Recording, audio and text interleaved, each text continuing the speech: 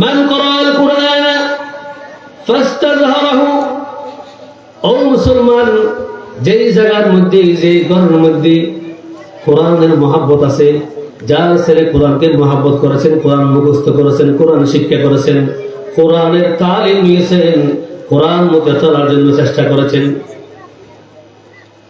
ফাহাল্লা হালালাহু ওয়া হারামা হারামাহু। সুবহানাল্লাহ। এটা বলতেছি যাদের জন্য আল্লাহ পাক সুবহানাহু ওয়া তাআলা জান্নাত ওয়াজিব করেছেন। সুবহানাল্লাহ বলে, জান্নাত কি করেছেন? ওয়াজিব করেছেন, তাদের কথাই বলতেছি।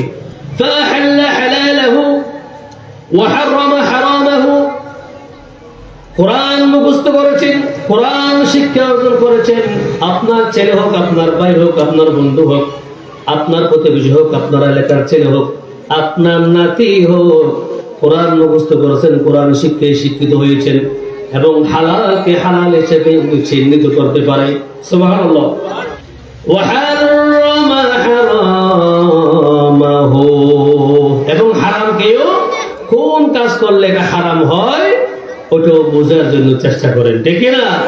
হালাল হারাম সম্পর্কে ওনার ধারণা, ওনার বিভাগ, ওনার জ্ঞান পরিপূর্ণতা অর্জন পেয়েছেন। সুবহানাল্লাহ। আদখালাহুল্লাহুল জান্নাহ।